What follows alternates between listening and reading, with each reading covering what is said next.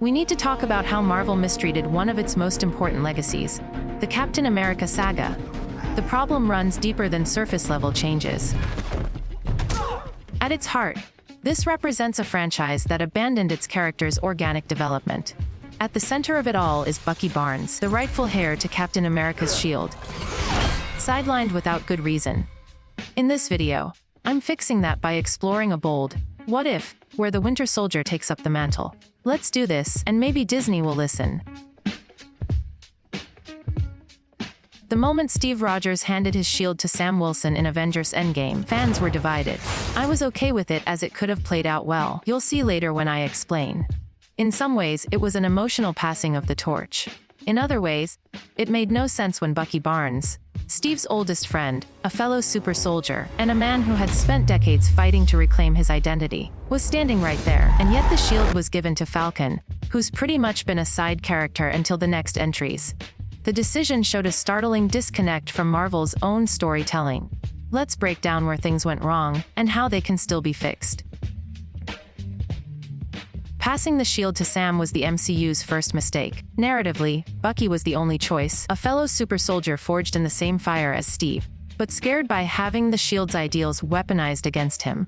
No one understood its weight more deeply than the man who'd been forced to crush everything it stood for. Also, have you noticed that he keeps doing that classic superhero flips a car moment?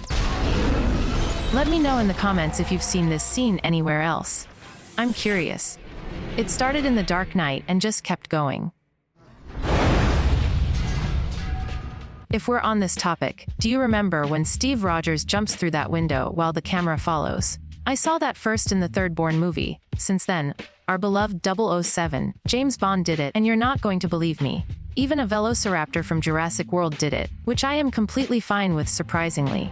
It's a cool moment.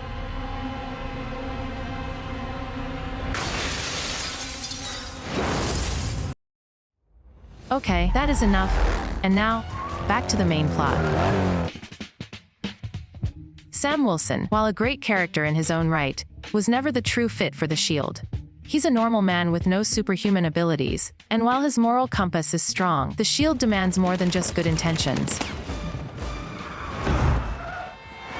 It demands a warrior who can carry its legacy without crumbling under its weight. Bucky was that warrior.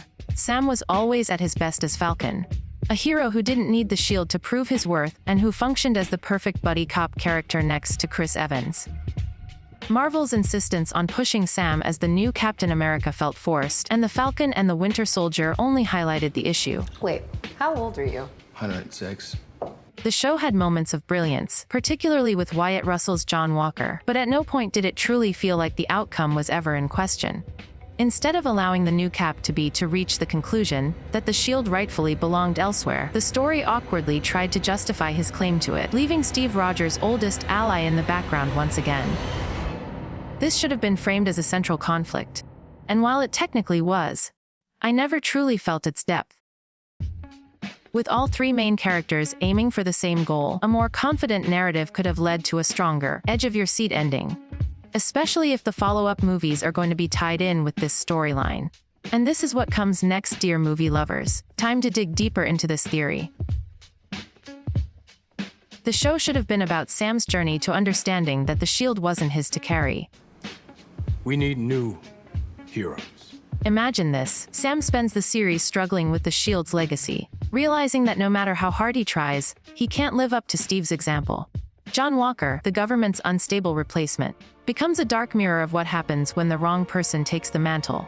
And Bucky, watching from the sidelines, finally steps forward. Not out of entitlement, but because he's the only one who truly understands what the shield means. I mean, come on, he knew Steve Rogers for 100 years or so. The climax should have been Sam handing the shield to the Winter Soldier, not as a defeat, but as a moment of clarity while they both bring down US Agent. He recognizes that Bucky's journey, from brainwashed assassin to redeemed hero, mirrors the shield's own symbolism, a weapon that can be used for good or evil. Depending on who wields it, this would have perfectly set up the conflict for the Brave New World movie. I just moved to Budapest and honestly, I need to tell you this. The weather is so hot right now, my laptop melted into my leg while I was watching Asteroid City in bed, and my coffee maker only brews lukewarm regret. But you know what? I'm thriving. Well, what's not damaged? Air conditioning is fully operational. That was just a little joke I came up with while editing the script. I'll show myself out.